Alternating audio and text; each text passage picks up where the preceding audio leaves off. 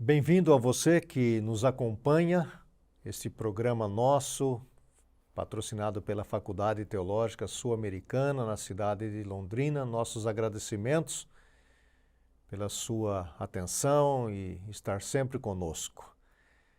Nosso programa tem por título Curiosidades Bíblicas e Histórias do Cristianismo. E nós estamos neste programa fazendo uma série especial sobre a história, a formação da Bíblia, a história e formação da Bíblia. E este programa, dentro do nosso programa, é o de número 7. E especificamente neste 1 nós vamos falar sobre a história de Israel, a parte 2. Queria já deixar um desafio para você que não viu, veja a parte 1, para que você tenha então um panorama completo desse tópico, muito importante para o estudo e o entendimento das Sagradas Escrituras. Mais uma vez, estamos com o nosso professor Wander de Lara Proença, professor da Faculdade Teológica Sul-Americana e um dos fundadores da nossa faculdade. Wander, juntos mais uma vez para debatermos sobre a história de Israel, parte 2. É importante esse tema, hein? Muito importante, AC. Obrigado aí a você que nos acompanha. E tem sido muito interessante esse contato, a interatividade. O pessoal entra em contato com a gente, manda mensagem, posta lá no nosso canal no YouTube. E por onde a gente anda, acompanha e vê pessoas que estão assistindo aí a nossa série. Algumas pessoas assistindo já várias vezes a série, o que é muito bom e nos alegra bastante. Eu queria até pegar um gancho já dessa abertura, e fazer aqui uma propaganda, uma chamada. Nós estamos oferecendo agora um curso de pós-graduação sobre história do pensamento cristão, para aqueles e aquelas que justamente gostam de trabalhar a história, querem saber mais sobre esse cenário que envolve o mundo bíblico, mas também a história da igreja, a história do cristianismo. E aí duas observações. A primeira, alguém disse, mas não é sobre história do pensamento cristão apenas, e aí não sobre história da igreja, história do cristianismo. Veja, nós vamos trabalhar as duas coisas. Para falar do pensamento cristão, é preciso situar os acontecimentos da história do cristianismo. Então, isso vai aparecer certamente em todos os períodos históricos. Período antigo, medieval, moderno, contemporâneo. E a segunda coisa importante, será de forma online, permitindo que qualquer pessoa possa assistir e fazer o curso à distância, não precisa vir aqui, justamente para aqueles que residem longe, fora de Londrina. E será online, o que quer dizer que não será gravado, será ao vivo. O professor estará em sala, numa plataforma, ministrando ali a sua aula. Há uma classe que também estará ao vivo ali, podendo então criar um espaço de perguntas, interação, o que é muito interessante. Este programa que estamos lançando, que o professor Wander está mencionando, já tem informações no nosso site, já deixo para você e peço que o pessoal da nossa equipe coloque aí na tela o nosso endereço e entre, pesquise ali, leia, vai ser uma aventura emocionante. Se você nunca estudou sobre história da Bíblia, do cristianismo, da igreja, você vai ficar maravilhado com os detalhes dessa jornada e, naturalmente, então vai ser diferente porque você vai estar em sala de aula da sua casa, junto com outras pessoas e interagindo com os professores e professoras. E Wander, você falou que as pessoas deixam perguntas, nós já também incentivamos você, se você tem uma pergunta a fazer sobre Bíblia, sobre história, cristianismo, por favor, faça, que na medida do possível nós estaremos respondendo. O Gustavo Guimarães, nós agradecemos aí, Gustavo, a sua presença sempre, ele diz assim, professores Wander e AC, na verdade é o professor Wander, viu, Gustavo? Porque eu aqui sou apenas o interlocutor da coisa. Que bênção este programa. Obrigado, Gustavo. Meu nome é Gustavo Guimarães, sou aluno, ele é aluno da nossa escola, olha só. Né? Que bacana. E que outras possam também, não é, fazer isso. Uma pergunta, professor Wander. A Bíblia revela que Noé viveu mais de 350 anos após o dilúvio. Aí ele escreve entre parênteses, total de 950 anos. Segundo o relato bíblico, Noé viveu até o tempo de Abraão. Como o senhor entende os anos relatados de vida antes de Abraão? São literais ou teria outra forma de contagem? É uma pergunta que muita gente faz, Wander. Então, você está com a resposta. Legal, obrigado, Gustavo, por participar aí com a gente e trazer essa questão para esclarecer mesmo tantas outras dúvidas que surgem aí sobre esse passado bíblico. Veja, nós temos, no caso do Antigo Testamento, duas maneiras para contar o tempo. Se nós pegarmos o calendário cronológico, que é isso que nós conhecemos, com relato de horas, dias, meses e anos, nós conseguimos chegar até Abraão, século XIX a.C., com uma reprodução fiel daquilo que nós conhecemos hoje como um calendário cronológico. Quando nós retroagimos mais do que Abraão, antes do século XIX a.C., nós já começamos a perder essa cronologia nos relatos bíblicos. E aí nós entramos, Gustavo, numa outra forma de contar o tempo no mundo antigo, que é a forma representativa, que é o caso aqui. Isso quer dizer o quê? O escritor bíblico tinha duas preocupações ao relatar essas datas, esses períodos históricos. Primeiro, mostrar o pertencimento genealógico, né, o vínculo de geração, o vínculo geracional dos personagens, porque isso na tradição bíblica era muito importante. E o segundo objetivo era mostrar a importância desse personagem. Quanto mais vivesse, porque a vida, o tempo de vida era símbolo de promessa, né, de bênção divina, de prosperidade. Essa pessoa foi honrada com a vida. Então, resumindo e fechando aí, quando nós temos, no caso do Antigo Testamento, todas essas datas, essa cronologia, ela está no campo representativo e simbólico.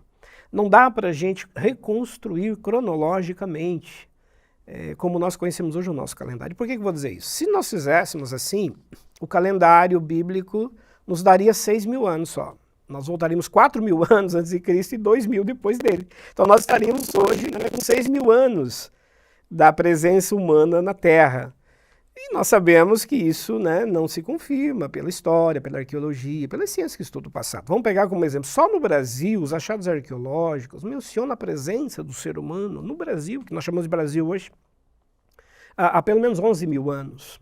Se a gente vai para a América como um todo, mais de 20.000 anos da presença do ser humano ocupando já esse lugar aqui com levas migratórias provenientes da Ásia e outros lugares da Europa. Então, com isso a gente teria um grande problema, não é? Como é que a Bíblia fala de 6.000 anos e nós já estamos com pessoas vivendo aqui na América, por exemplo, não sendo autóctones, vieram para cá, não eram daqui, há mais de 20.000 anos. Então, resumindo, Gustavo, são essas duas formas. A cronológica, a literal, que nós conhecemos e conseguimos voltar até Abraão.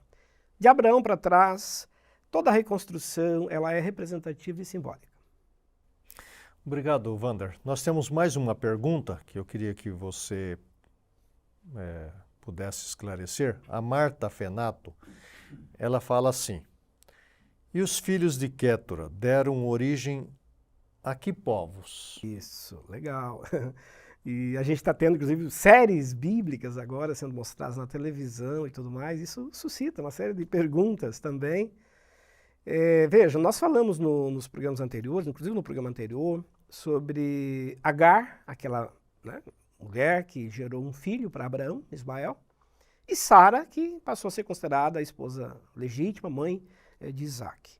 Mas aí entra de fato, e obrigado, Marta, por trazer essa questão, entra de fato uma outra personagem, que é a Quétura, que teria, segundo a narrativa lá do livro bíblico, se casado com Abraão, depois da morte de Sara, e gerado 6 filhos para ele. Mas Quétura entra na condição de concubina, que não seria a mulher legítima, né, de Abraão. E o próprio texto bíblico diz que Abraão, para resolver questões de herança e a sequência genealógica, ele despede os filhos das concubinas. Não foi só Quétura, existiram outras concubinas, o que era muito comum no mundo antigo. Os patriarcas possuíam uma grande família, formada por uma esposa considerada mais legítima, concubinas, escravas. As tradições semíticas do mundo antigo são assim. Então, resumindo, os filhos de Quétura darão origem aos povos também árabes, que vão compor as chamadas tribos árabes na Península Arábica e que vão mais tarde se juntar aos ismaelitas, inclusive vão se casar com os ismaelitas. Então, na Bíblia, quando aparece mais tarde referência aos filhos de Quétura, é uma referência aos ismaelitas, que seriam os árabes hoje. E um detalhe, um desses filhos tem origem em Midian, que são os midianitas, que aparecem inclusive no relato bíblico. Moisés, mais tarde, vai se casar com Zípora, que é midianita. Então, é interessante como que esses personagens acabam reaparecendo no cenário bíblico, interagindo com o povo de Israel. Às vezes por conflitos, por tensões tribais, que eram comuns, ou então por vinculações familiares, como é o caso de Moisés, que se casa com uma descendente, então, dos filhos de Quétura, Midian. Muito bom, Wander. Está aí, então, Marta, a explicação, né? E você pode continuar pesquisando sobre o assunto e certamente, como você está vendo, né, é fascinante a história. Wander, nós estamos então dentro desse tema, dessa temática, história de Israel. Já vimos uma parte, né, a parte 1, estamos agora na parte 2. E na história de Israel, né, você mencionou os povos, tem um povo aí que aparece com certa frequência e tem uma certa importância no relato bíblico. Eu estou falando dos samaritanos. Então, gostaria que você iniciasse dizendo quem são os samaritanos e qual é a origem desse povo. Eu queria que você desse, então, uma pincelada nesse detalhe desse povo que é importante na Bíblia. Ok, bem importante. Vamos recordar um pouquinho o programa anterior para a gente construir esse link. Nós vimos no programa anterior que após a morte de Salomão, que foi aquele rei importante, que construiu o Templo de Jerusalém, tornou a cidade de Jerusalém uma cidade importante em termos administrativos, enfim. E após a morte dele, vão surgir 2 reinos, por conta das tensões.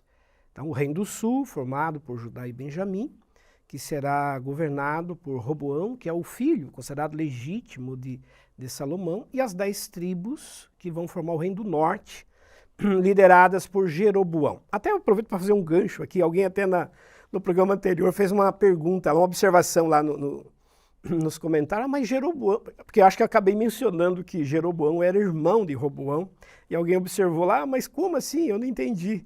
É que a gente não teve tempo de desenvolver essa questão no programa anterior, então já aproveito agora esse gancho assim, para comentar isso. Então vamos entender, quem que foi Jeroboão? Jeroboão não era filho legítimo de Salomão. Ele inclusive os nomes dos pais deles aparecem lá no relato bíblico, ele é criado na corte de Salomão, cresce, tem um cargo administrativo, ele lidera uma das faces lá do exército que Salomão também criou. E aí a gente entra numa coisa que acho que é bem importante esclarecer. Na tradição antiga, as monarquias tinham pelo menos 3 maneiras de compor a sua família. Tem os filhos chamados legítimos, desses monarcas, né, nos casamentos que tem e tudo mais. E tem também os filhos políticos, dos casamentos políticos que eles fazem com outras monarquias, com outros reinos, para justamente fortalecerem os vínculos políticos. É o caso de Salomão, né? A Bíblia chega a dizer que Salomão teve 700 mulheres, 300 concubinas, eram casamentos políticos.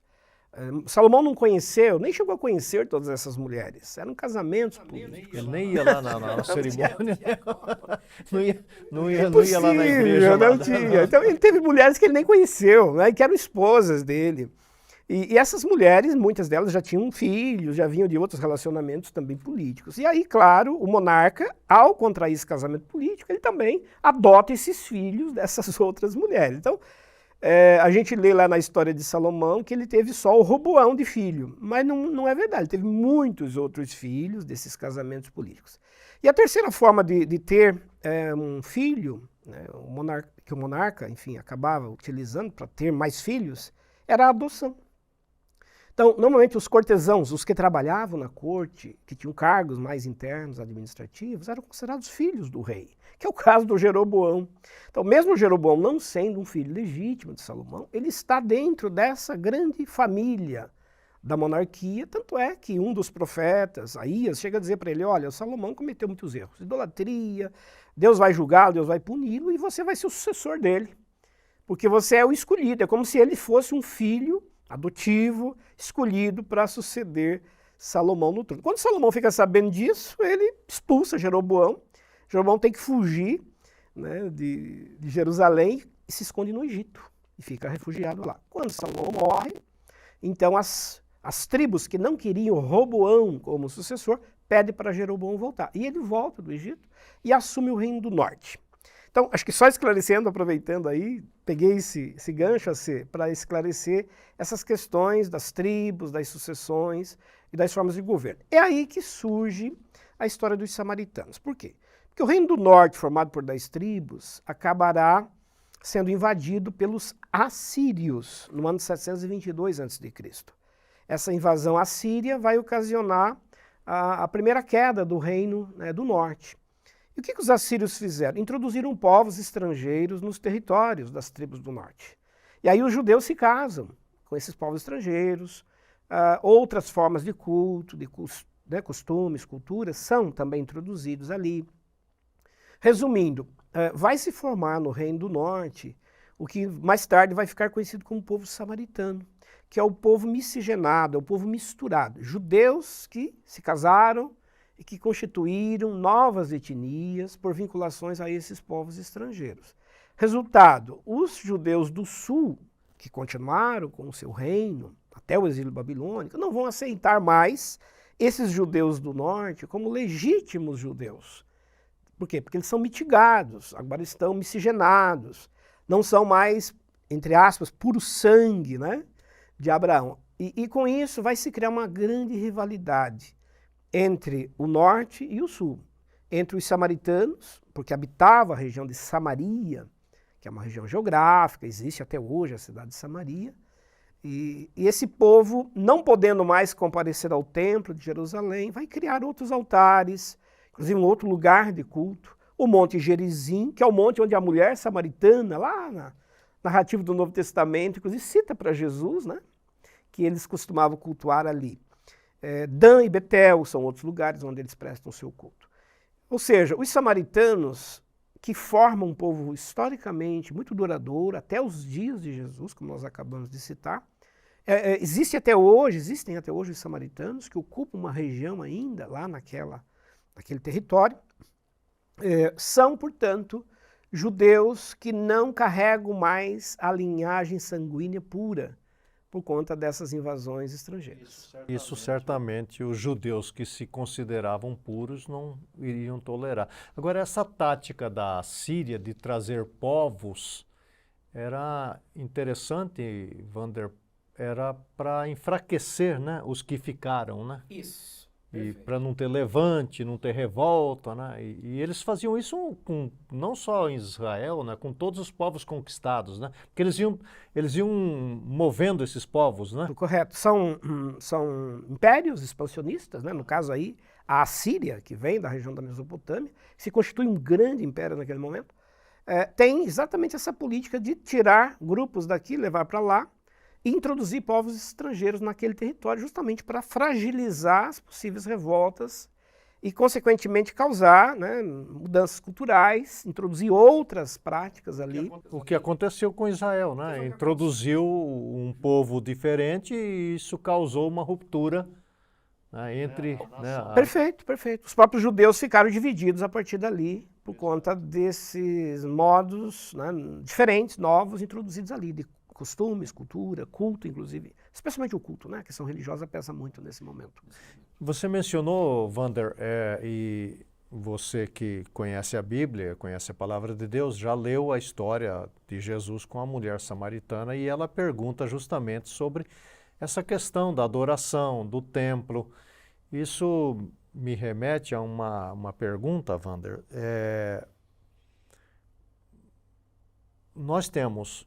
Eles tinham lá, os samaritanos, os seus lugares sagrados, os judeus tinham em Jerusalém o templo, mas nós tínhamos também outras localidades, ou em outras localidades, não o templo, mas uma coisa que se chamava sinagoga. Que os judeus que também estavam dispersos, né, porque parece que isso era muito comum, né, frequentavam essas sinagogas, né? Eu queria que você recordasse para nós o que era uma sinagoga, qual a função dela e a necessidade de se ter uma sinagoga. Legal, ótima questão, bem importante. Vejamos, quando o Reino do Sul acaba sendo invadido pelos babilônicos, né, o chamado exílio babilônico, e aí nós estamos no século VI a.C., então ocasionando aí a queda dos dois reinos. Já havia acontecido a queda do Reino do Norte, que nós acabamos de mencionar, mas o Reino do Sul durou mais e acabou caindo no século VI. Então os judeus foram deportados, foram levados para a Babilônia, lá pelo rei Nabucodonosor, enfim, um dos personagens importantes aí. E uma das ações desses invasores foi destruir o templo. Então, o templo de Salomão foi destruído nessa invasão dos babilônicos durante os 70 anos de exílio. Ficou destruído, ficaram as ruínas apenas. Então, esses judeus que são levados para o exílio e que depois do exílio não retornam mais para a sua terra, para a Palestina, nós já até dissemos em programas anteriores, 2/3 dos judeus não retornaram. É um pequeno grupo que retorna a partir da liderança de Esdras, Neemias e outros. Então a grande maioria vai ficar dispersa. É a chamada diáspora, dispersão de judeus pelo mundo antigo. E o que os judeus fizeram? Não podendo mais ir ao templo, não tendo mais o templo, constrói a sinagoga. A sinagoga é um espaço, é uma palavra que significa casa do livro, casa da lei, casa do ensino da lei. É um espaço onde os judeus fazem basicamente 3 coisas. Leem as escrituras, vivenciam ali os ensinamentos sagrados, mantendo a sua identidade e a sua cultura. Segunda coisa, a sinagoga é também uma escola. Ela educa, alfabetiza as crianças, tem um professor, um pedagogo que trabalha ali. E terceiro, é um lugar de amparo social. É um espaço que administra recursos, doações, em prol de viúvas, órfãos, os desvalidos, aqueles que precisavam de ajuda. Então, as sinagogas foram muito importantes no mundo antigo para a preservação dos costumes judaicos. E em toda cidade do mundo antigo, onde existiam algumas famílias judaicas, ali estava uma sinagoga. Ali era formada uma sinagoga. Eles se cotizavam, Isso, né, como a gente fala hoje, e aí eles mesmos que construíam, não dependiam de verbas de outros lugares. Não, é uma construção local. Fala-se que 3 famílias de judeus já seriam suficientes para iniciar uma sinagoga.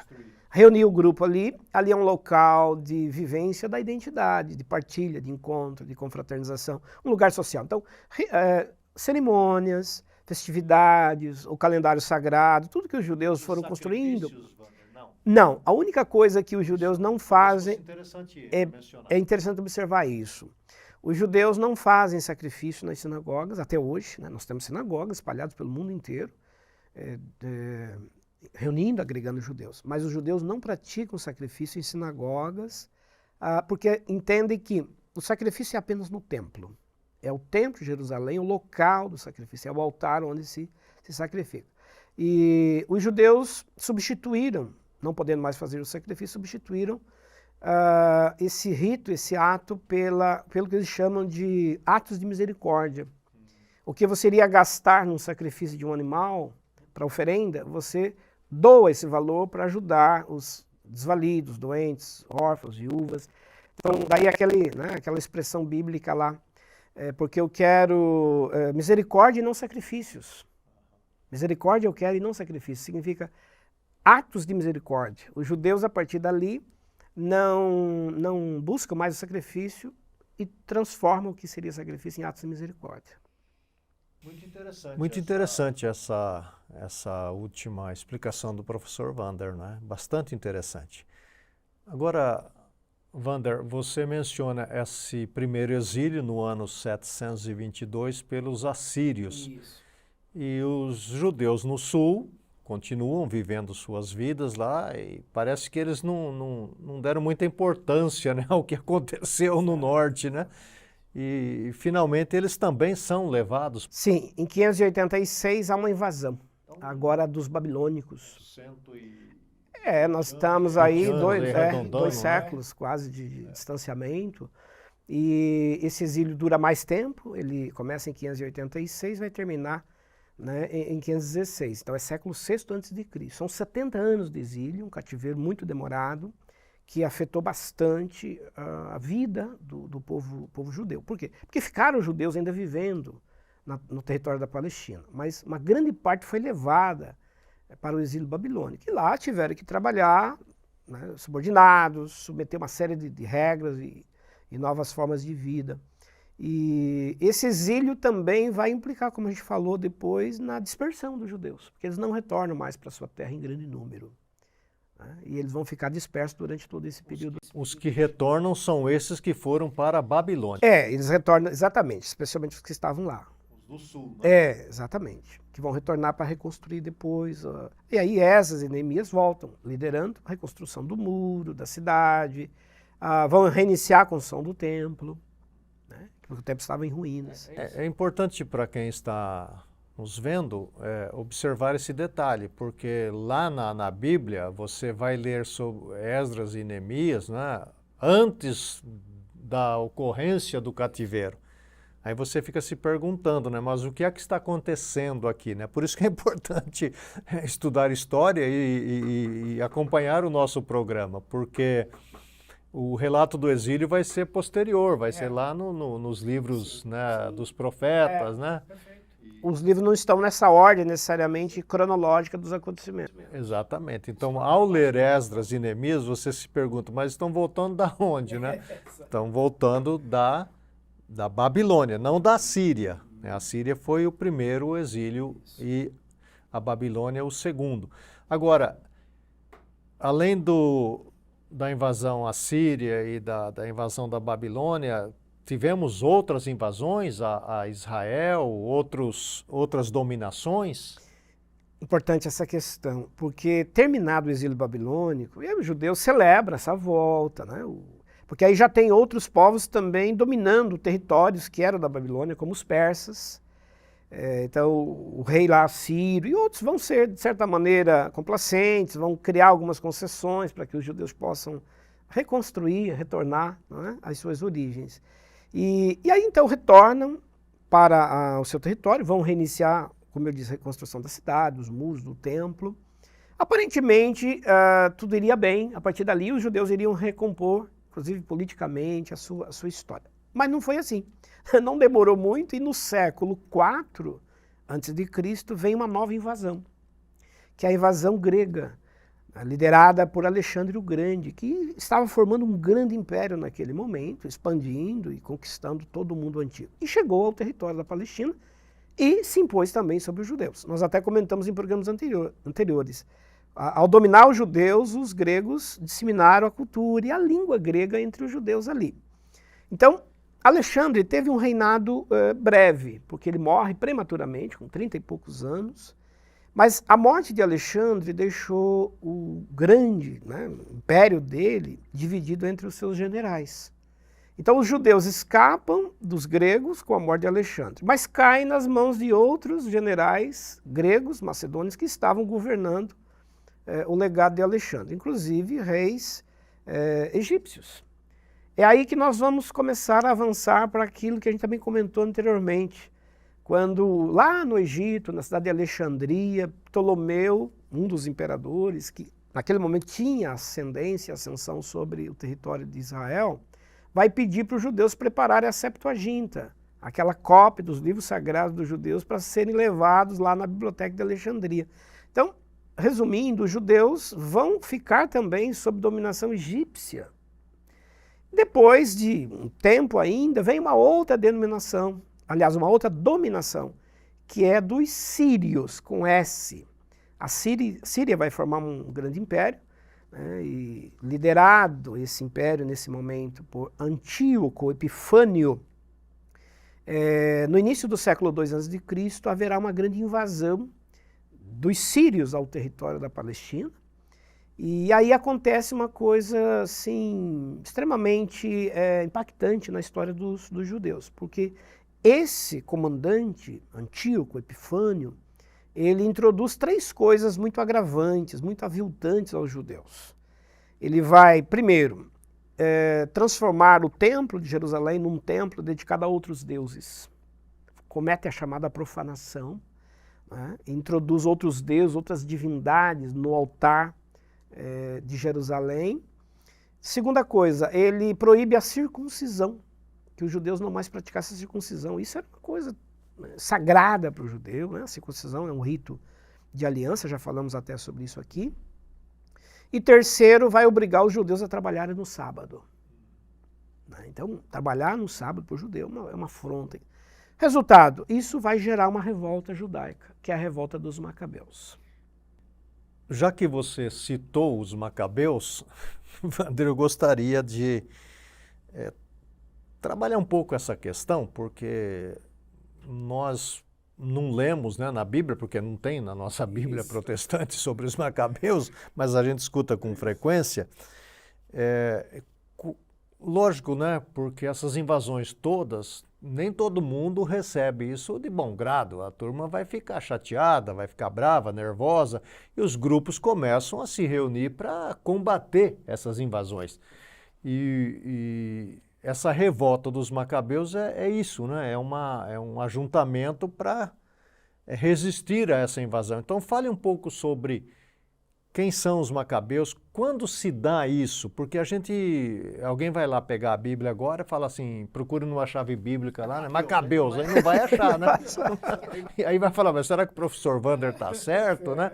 De onde vem isso, Wander? Explica para nós. Legal. Então vamos recordar que nós temos, na chamada Bíblia Católica, os 7 livros que não temos na Bíblia Protestante, né? Chamados deuterocanônicos ou apócrifos, enfim. Já falamos, tivemos um programa sobre isso. Se você não pôde assistir ainda, fica aí o convite. Veja lá os programas anteriores sobre a formação dos livros da Bíblia. Esses livros não canônicos na Bíblia protestante relatam momentos desse período histórico também, que é o caso dos Macabeus, Macabeus 1 e 2. E tem até um outro Macabeu, um terceiro Macabeu, que não está nem no cânon católico, nesse sentido. O que aconteceu aí? Os Macabeus eram judeus. Existia uma família liderada por Judas Macabeu, um sobrenome, de uma região, né, tá ligado a uma região onde ele vivia e habitava, que era um comandante de tropas. Ele começa a mobilizar os judeus, treiná-los para um grande combate, um grande confronto.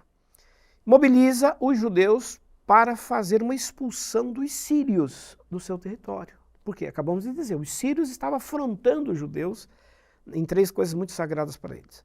Então acontece uma grande revolta, que inicia-se no ano 167 a.C.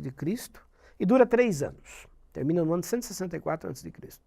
E aí ocorre o quê? A vitória dos judeus sobre os sírios. Os sírios são expulsos. E os judeus recuperam, finalmente, sua autonomia política, autonomia religiosa, e podem, a partir daí, se recompor. Esse período que nós estamos citando aí, é o chamado período intertestamentário, que quando a gente vai estudar a história de Israel, a história do mundo bíblico, é muito comum a gente encontrar lá período interbíblico, intertestamentário. É um período, normalmente, aí de 4 séculos antes de Cristo. Então, nós estamos falando de um período pós-exílio, em que os judeus estão espalhados por muitos lugares do mundo antigo, mas dentro do território da Palestina, território de Israel, estão acontecendo muitas coisas, políticas, religiosas, por isso que a gente está falando aqui. São 400 anos, né? Muito tempo. Muito tempo.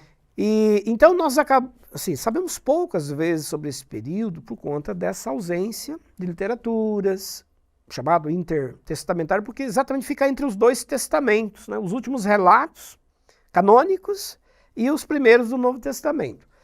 Mas, do ponto de vista histórico, é muito importante estudar isso. E no curso de teologia, né, na faculdade e outros cursos de teologia, enfim, nós estudamos esses períodos, conhecemos essa literatura, investigamos esses acontecimentos, para nós entendermos como que foi, porque não tem como fazer um salto, né? 400 antes de Cristo, depois 400 depois de Cristo. que aconteceu nesse período? Então, essa revolta dos Macabeus será bem importante. Por quê? Porque ela vai devolver aos judeus a autonomia política, uma restauração de uma monarquia, de novo, de um governo autônomo, a restauração do culto, com a nomeação daqueles que serão conhecidos depois como saduceus, para cuidar dos ritos, né, do templo, dos outros grupos que vão nascer, como os fariseus, que vão cuidar da lei. Os macabeus vão ficar mais com os cargos políticos, e os essênios que vão se revoltar contra essa nova configuração política e vão formar a comunidade do deserto, que nós já estudamos aqui também em programas anteriores. Então é um período muito rico do ponto de vista histórico. Sim, fica aí para você uma observação de estudar um pouco mais esse período aí, porque ele é importante e é o período preparatório para o Novo Testamento. Nesse período aí as coisas estão acontecendo, são 400 anos afinal. Agora, Wander, a tranquilidade parece que não vai durar muito tempo, porque Exatamente. parece que é uma crise atrás da outra, né? A gente até fica surpreso, e não deveria, né, ficar tão surpreso com tantas crises que tem no Oriente Médio, né? Porque é uma história muito longa de conflitos, né? E os romanos parece que já estão de olho nessa região. De olho nessa região e se aproximando, né? E quando é que se dá, então?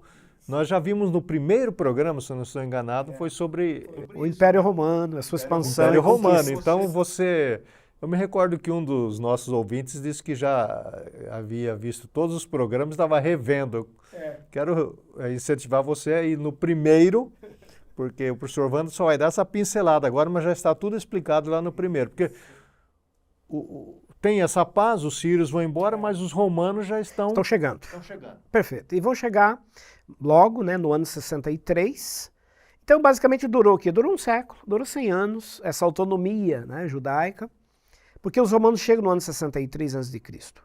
E os romanos serão os grandes sucessores dos gregos, né? Todo o grande império grego acaba sendo depois reconquistado pelos romanos, formando o que a gente chama aí de Império Greco-Romano. Então eles vêm, se impõem sobre os judeus não têm como resistir, né? As tropas romanas são tropas que, enfim, não encontram resistência. Super treinadas. Muito, não tinha como.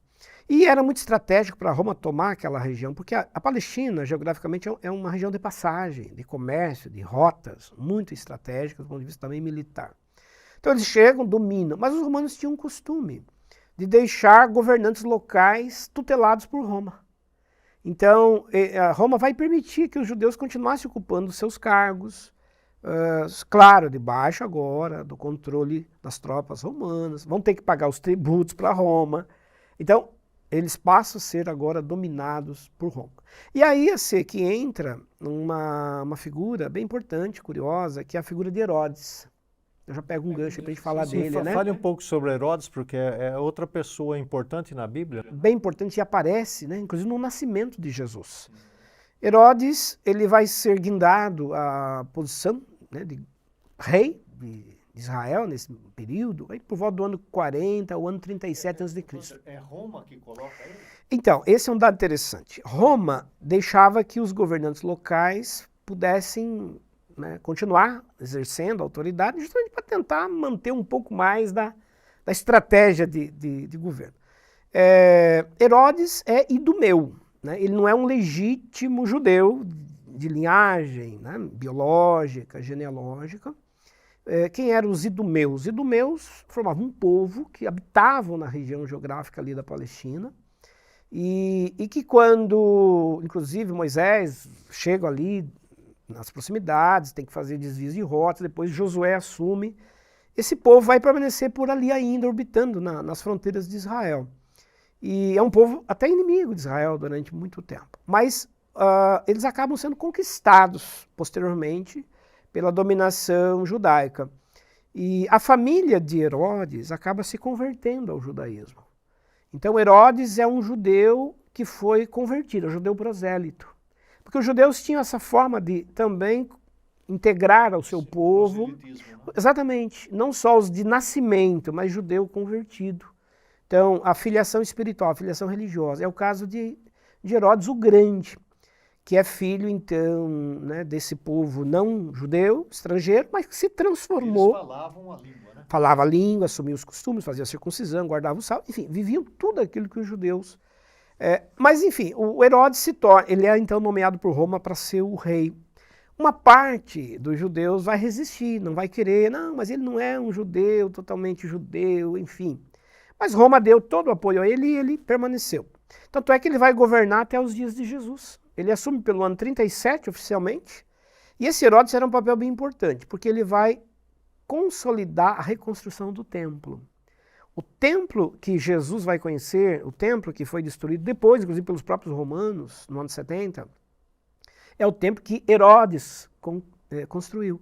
Porque Esdras e Neemias, eles iniciaram a reconstrução, fizeram lá, deixaram o templo, digamos, funcionando. Eu queria que você explicasse melhor. Isso. O Esdras e o Neemias, eles voltam da Babilônia para reconstruir o templo. Perfeito, em Jerusalém. Fizeram uma parte? Fizeram. Um templo que conseguia, digamos, abrigar o culto, as cerimônias, os ritos. Não estava totalmente Não construído. estava totalmente acabado. É o Herodes que vai fazer isso? Herodes que vai fazer isso. Ah. O templo de Esdras e Neemias é um templo que, claro, foi celebrado, porque era uma restauração do culto. Mas ele era muito modesto, muito modesto, sem toda a estrutura, sem a grandeza que Salomão, inclusive, havia dado ao primeiro templo.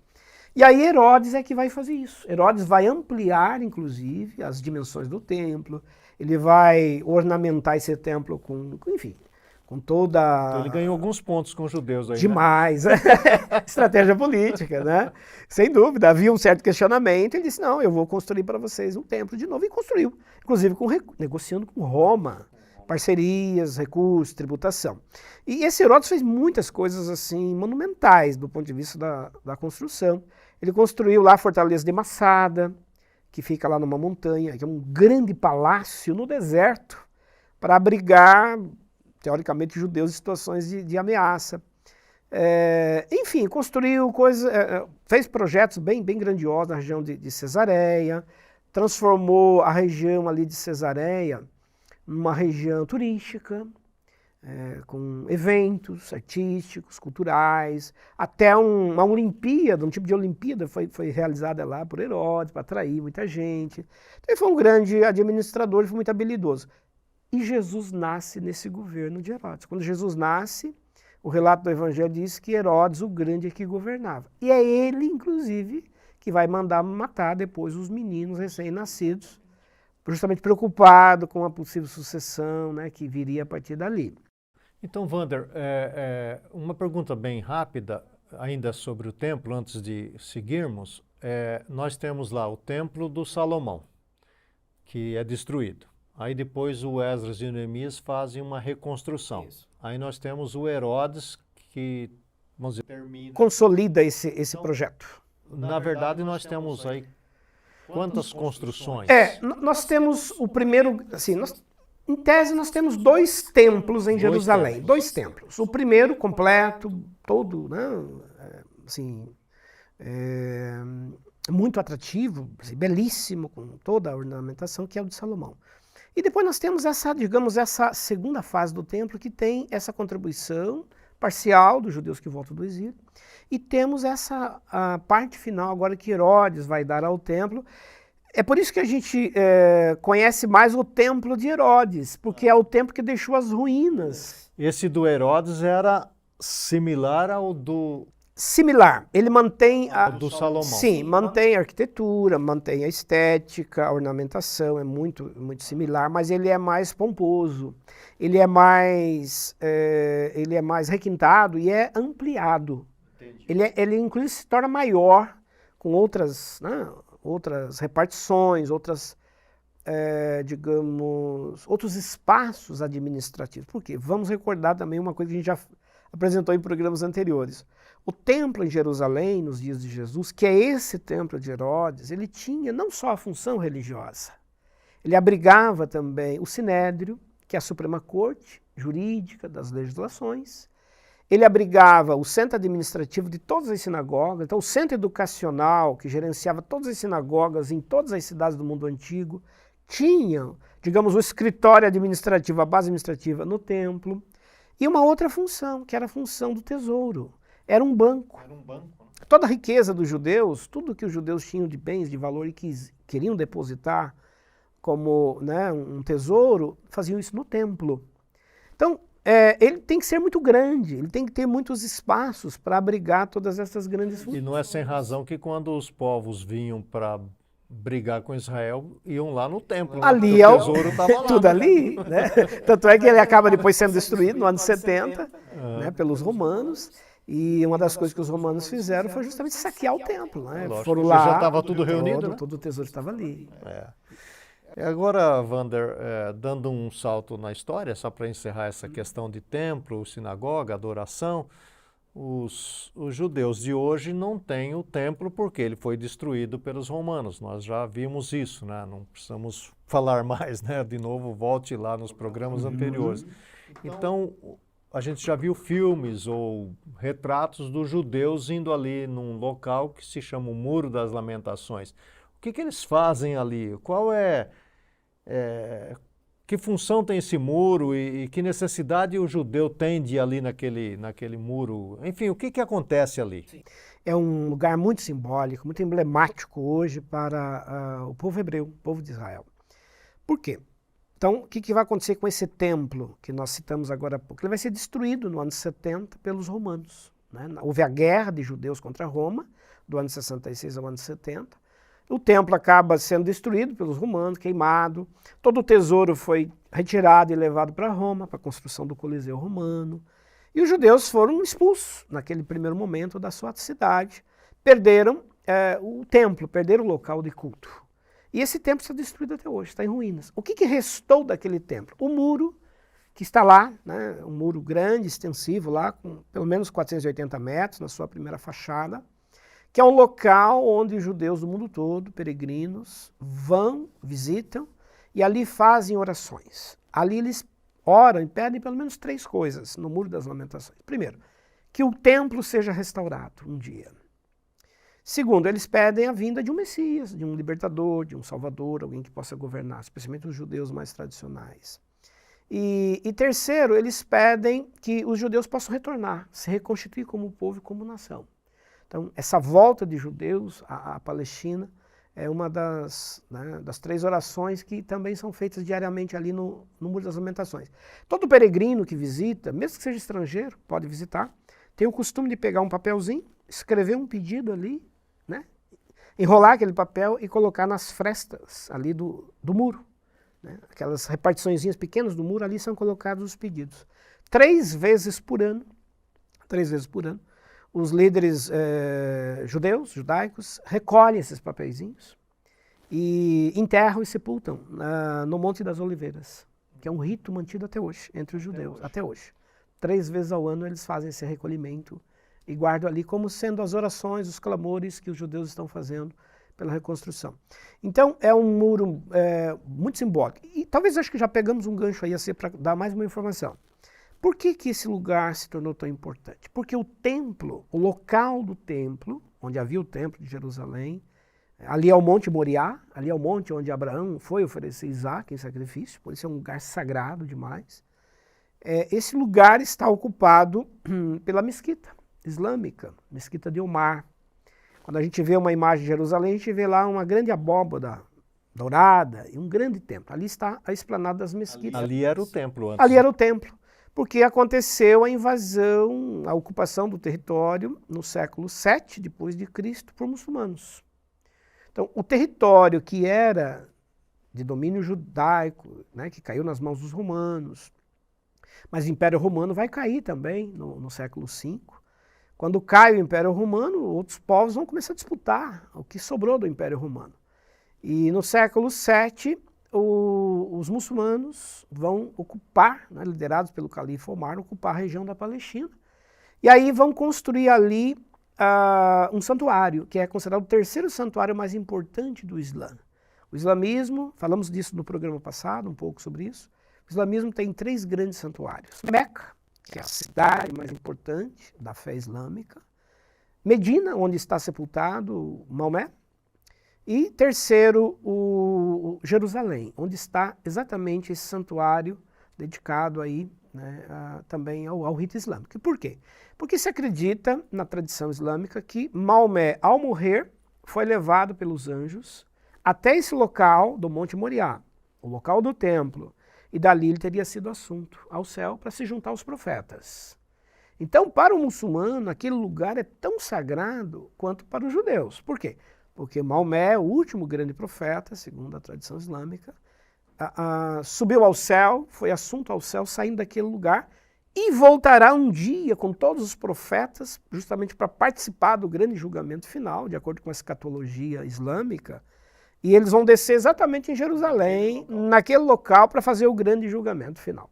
Que é o que o judeu está orando agora para construir o templo. Se construir o templo, então o Maomé vai ter dificuldades de descer ali. E aí como é que vai ser, né? Vai ter que tirar a mesquita islâmica? Então, você percebe, né, que a importância de estudar história, já está vendo aí a complicação no futuro, né? Para tirar aquela... Porque um está orando para construir o templo, restaurar o templo no local que está a mesquita, que vai descer o Maomé. Então, os demais profetas. Os demais profetas, né? Complicações aí à vista no futuro, né? Muito. Grandes, hein? As tensões que nós temos aí. Vander,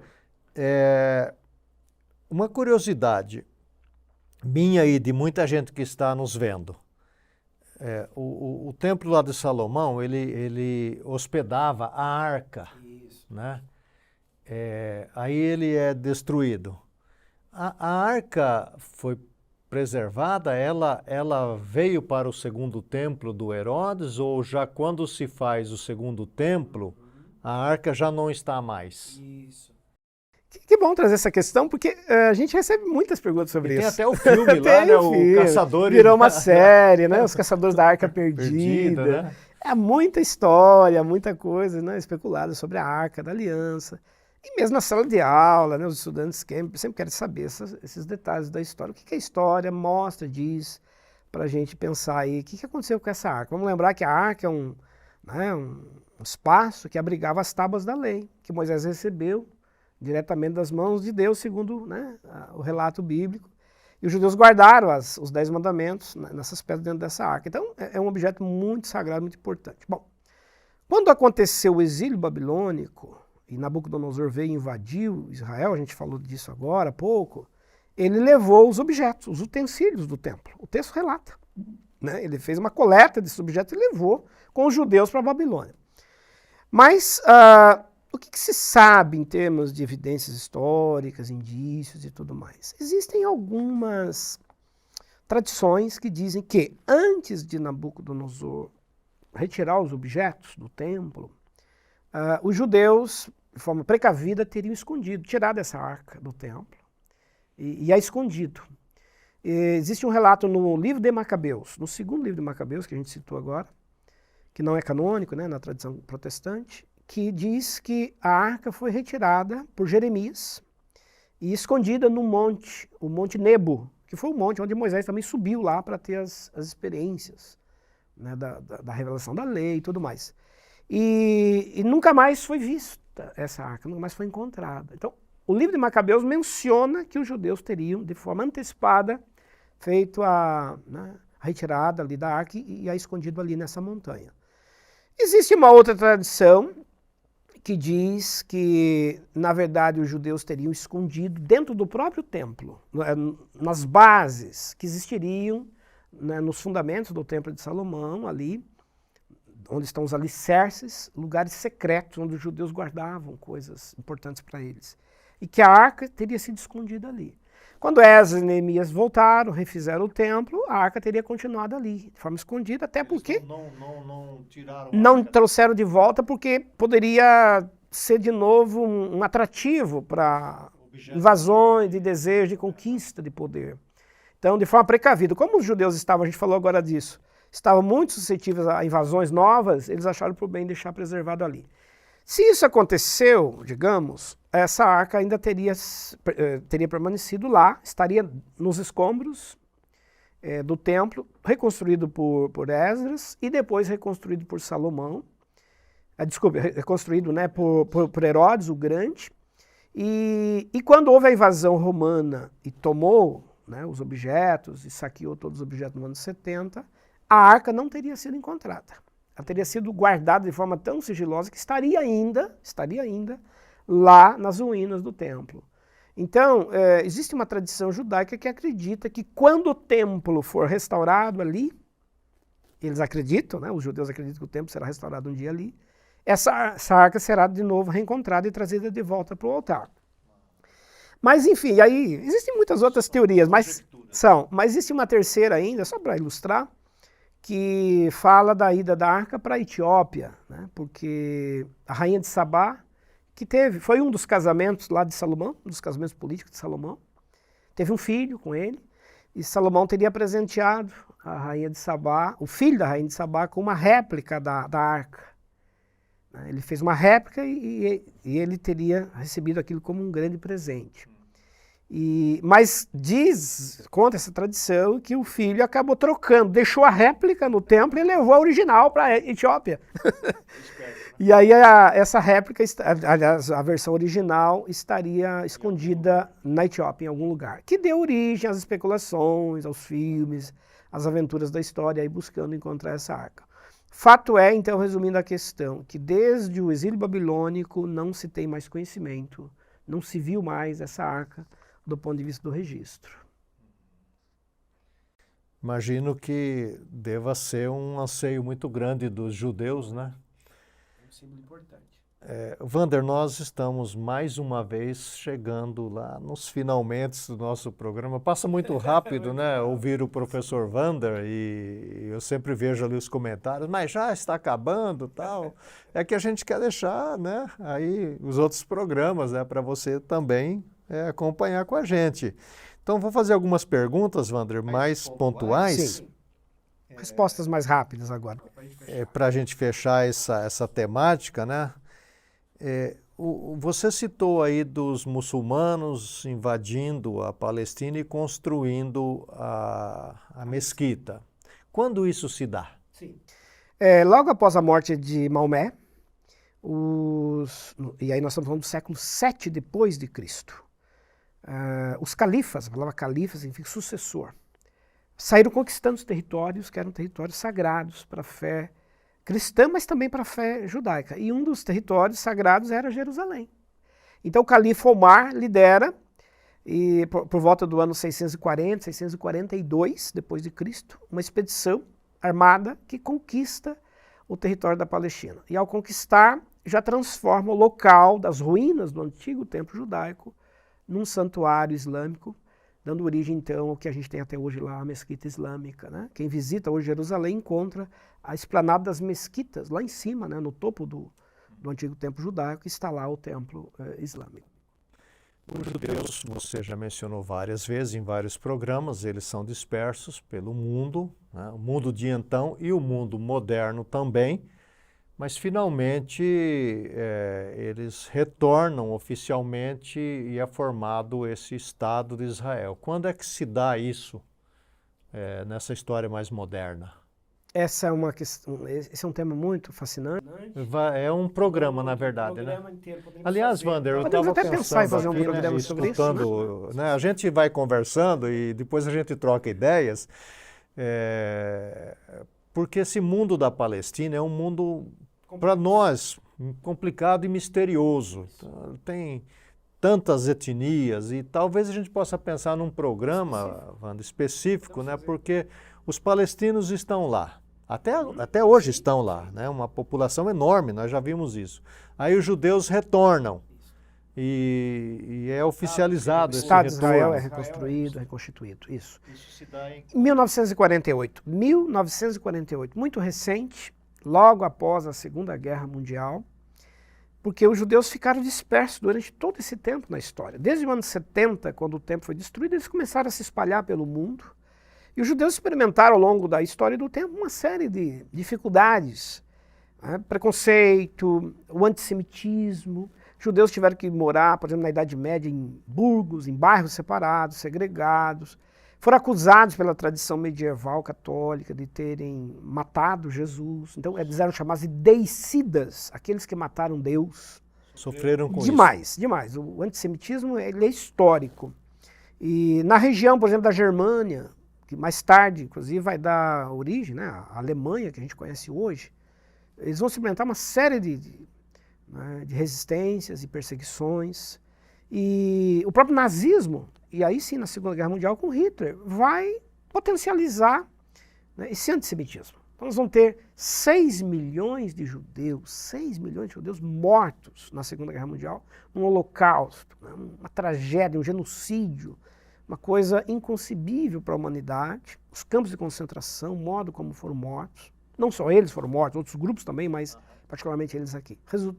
Resumindo, passada a Segunda Guerra Mundial, no período da reconstrução, a ONU decide oficialmente permitir que os judeus retornassem à sua terra para reconstruir o Estado de Israel. Só que essa região já está ocupada pelos muçulmanos, está ocupada por muitos grupos, né, islâmicos que habitam ali também historicamente. Isso vai gerar tensões enormes, porque eles vão ter que demarcar um território para formar o Estado de Israel, vão criar uma nova capital, que é Tel Aviv, capital política, mas os judeus querem Jerusalém.